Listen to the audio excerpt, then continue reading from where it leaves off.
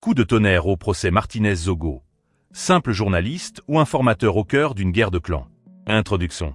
Une salle d'audience. Un témoin qui prête serment. Quelques phrases prononcées calmement. Et soudain, toute la perception d'une affaire qui secoue le Cameroun depuis plusieurs années semble basculer. Ce qui ressemblait à un procès centré sur un crime particulièrement médiatisé pourrait désormais révéler, selon les déclarations d'un témoin entendu à la barre, l'existence d'une lutte d'influence beaucoup plus vaste au sommet de l'État. Et si Martinez-Zogo n'était pas seulement un journaliste engagé dans ses enquêtes médiatiques? Et si, selon les affirmations formulées au tribunal, il entretenait également des échanges réguliers avec certaines des plus hautes personnalités de la présidence? Mais ce n'est pas tout. Les révélations du 33e témoin ouvrent la porte à une lecture totalement différente de cette affaire. Une lecture où s'entremêleraient informations sensibles, rivalité de pouvoir, dénonciations financières et affrontements entre cercles d'influence. Alors que révèle réellement ce témoignage? Pourquoi ces déclarations provoquent-elles autant de réactions? Et surtout, que pourraient-elles nous apprendre sur les batailles silencieuses qui se joueraient dans les coulisses du pouvoir? Restez jusqu'à la fin de cette analyse sur Camenews, car ce qui se dessine derrière cette affaire pourrait être encore plus complexe que ce que beaucoup imaginaient. Partie 1. Le contexte et les faits. Depuis le début du procès relatif à l'affaire Martinez-Zogo, chaque audience apporte son lot de révélations, de contradictions et de nouvelles interrogations. Mais certaines journées marquent davantage les esprits que d'autres. Et l'intervention du 33e témoin semble faire partie de ces moments qui peuvent modifier la compréhension globale d'un dossier. Selon les comptes rendus de l'audience, le ministère public a fait comparaître M. Ouloumou Jean-Pierre, présenté comme expert dans le cadre de la procédure. Très rapidement, son témoignage aurait attiré l'attention de tous les observateurs. Pourquoi? Parce qu'il ne se serait pas limité à des considérations techniques. Selon ses déclarations devant le tribunal, il existerait un ensemble de communications entre Martinez-Zogo et certaines personnalités occupant des fonctions importantes à la présidence de la République. Mais ce n'est pas tout. D'après ce témoin, ces échanges auraient notamment concerné Ferdinand Ngo, ministre secrétaire général de la présidence, ainsi qu'Oswald Babok, directeur adjoint du cabinet civil.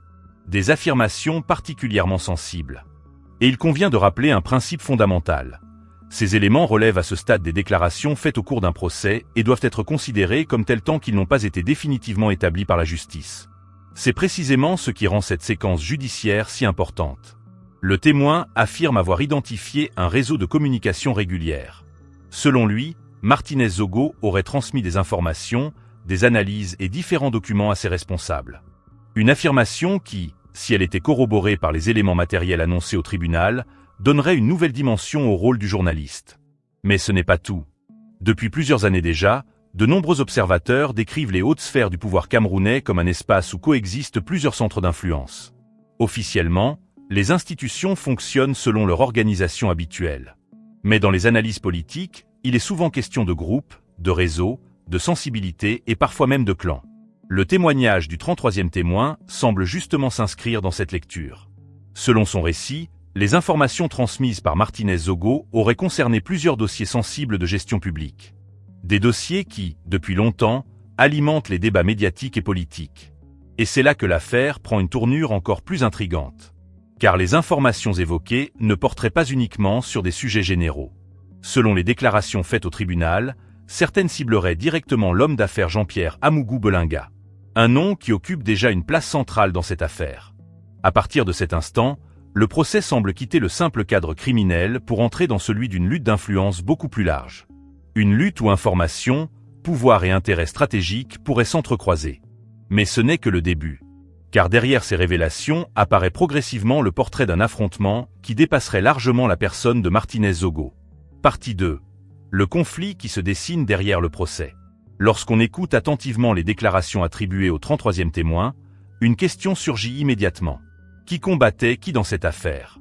Car selon cette version des faits, il ne s'agirait pas simplement d'un journaliste enquêtant sur des personnalités publiques. Il serait plutôt question d'un affrontement entre plusieurs pôles d'influence. Mais ce n'est pas tout.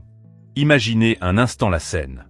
D'un côté, des responsables occupant des postes stratégiques au sein de la présidence. De l'autre, des acteurs économiques influents. Au milieu, un journaliste connu pour ses prises de position et ses révélations médiatiques. Et tout autour, des dossiers financiers explosifs. Voilà le tableau qui semble émerger des déclarations entendues à l'audience. Selon le témoin, Martinez-Zogo aurait transmis différents éléments concernant plusieurs affaires de gestion publique. Chaque document, chaque note, chaque information devenait potentiellement une pièce supplémentaire dans une bataille beaucoup plus vaste. Et c'est précisément là que les observateurs commencent à s'interroger. Car dans les grandes batailles politiques, l'information vaut souvent plus que l'argent. Celui qui possède l'information possède parfois un avantage décisif. Mais ce n'est pas tout. Les informations évoquées concerneraient notamment des affaires qui ont marqué l'actualité nationale. Des dossiers ayant fait l'objet de nombreux débats publics. Des affaires suivies de près par l'opinion. Des dossiers susceptibles d'affecter la réputation ou les intérêts de certaines personnalités. Dans ce contexte, chaque révélation devient une munition. Chaque document devient un levier. Chaque dénonciation devient une arme. Et lorsqu'on accumule suffisamment d'armes informationnelles, les rapports de force peuvent changer. C'est en tout cas ce que semblent suggérer certaines analyses. Mais le plus fascinant est ailleurs. Selon le témoignage présenté au tribunal, Martinez-Zogo n'aurait pas seulement relayé des informations issues des réseaux sociaux. Il aurait également mené ses propres investigations. Autrement dit, selon cette version, il aurait combiné travail journalistique, veille médiatique et collecte d'informations. Un profil qui expliquerait pourquoi certains de ses contenus suscitaient autant de réactions. Mais ce n'est pas tout. Plus les audiences avancent, plus une question devient centrale. Le véritable enjeu du procès concerne-t-il uniquement les faits criminels examinés par la justice? Ou assiste-t-on également à la mise au jour d'une guerre de pouvoir longtemps restée invisible pour le grand public? C'est précisément cette interrogation qui maintient aujourd'hui l'attention de nombreux Camerounais. Et les prochaines audiences pourraient apporter des éléments supplémentaires. Partie 3. Révélation et décryptage. Les coulisses d'une guerre invisible qui se retrouve au grand jour. À ce stade de notre analyse, une question commence sérieusement à se poser. Et si le procès Martinez-Zogo révélait progressivement quelque chose de beaucoup plus grand que ce que le public imaginait au départ? Car lorsqu'on écoute attentivement les déclarations attribuées au 33e témoin, on constate que le débat ne porte plus seulement sur des individus. Le débat semble désormais toucher au mécanisme même du pouvoir, aux circuits d'information et aux rivalités qui pourraient exister entre certains centres d'influence. Mais ce n'est pas tout. Depuis le début de cette affaire, les Camerounais ont entendu passer des dizaines d'hypothèses. Des théories, des spéculations, des accusations, des démentis, des révélations. Et à chaque nouvelle audience, le brouillard paraît se dissiper un peu, avant qu'un autre brouillard encore plus épais ne fasse son apparition. C'est un peu comme lorsqu'on roule sur l'axe Yaoundé-Douala en saison des pluies. Tu crois voir la route clairement devant toi. Et soudain, une nouvelle couche de brouillard apparaît. Tu ralentis, tu observes, tu cherches à comprendre. Et c'est exactement ce qui arrive aujourd'hui à l'opinion publique. Mais ce n'est pas tout. Selon les déclarations présentées devant le tribunal, Martinez-Zogo n'aurait pas seulement collecté des informations destinées à ses émissions radiophoniques. Le témoignage laisse entendre qu'il aurait également entretenu des échanges avec certaines personnalités influentes. Encore une fois, il s'agit ici de déclarations faites dans le cadre judiciaire et dont l'appréciation finale appartient exclusivement au tribunal. Mais si l'on se place dans une logique d'analyse politique, ces affirmations ouvrent des perspectives fascinantes. Pourquoi? Parce qu'elles suggèrent l'existence possible d'un système parallèle de circulation de l'information. Un système où les renseignements ne circuleraient pas uniquement par les canaux administratifs traditionnels. Mais ce n'est pas tout.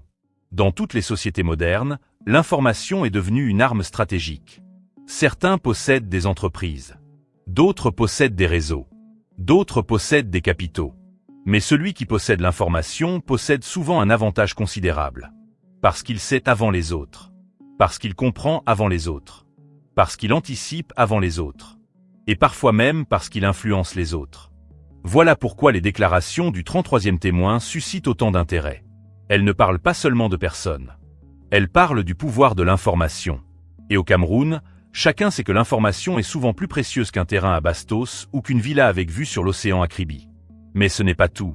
Selon le témoignage entendu à l'audience, plusieurs dossiers sensibles auraient été transmis dans le cadre de ces échanges. Et lorsque l'on regarde la liste évoquée, on comprend immédiatement pourquoi les débats deviennent aussi passionnés. Car il ne s'agit pas de simples documents administratifs oubliés dans une armoire poussiéreuse. Il s'agit de dossiers qui ont marqué l'actualité nationale. Des dossiers qui ont alimenté les débats dans les médias. Des dossiers qui ont suscité des controverses. Des dossiers qui ont parfois provoqué des affrontements politiques. Autrement dit, des sujets extrêmement sensibles. Et lorsqu'un journaliste se retrouve associé à des informations portant sur des affaires aussi importantes, Cela change forcément la manière dont certains observateurs interprètent son rôle. Mais ce n'est pas tout. Ce qui intrigue particulièrement les analystes, c'est la nature même de la relation décrite par le témoin. Selon cette version présentée au tribunal, Martinez-Zogo n'aurait pas été un simple observateur extérieur. Il serait devenu, selon les termes employés par certains commentateurs, une sorte de relais d'information. Attention encore une fois.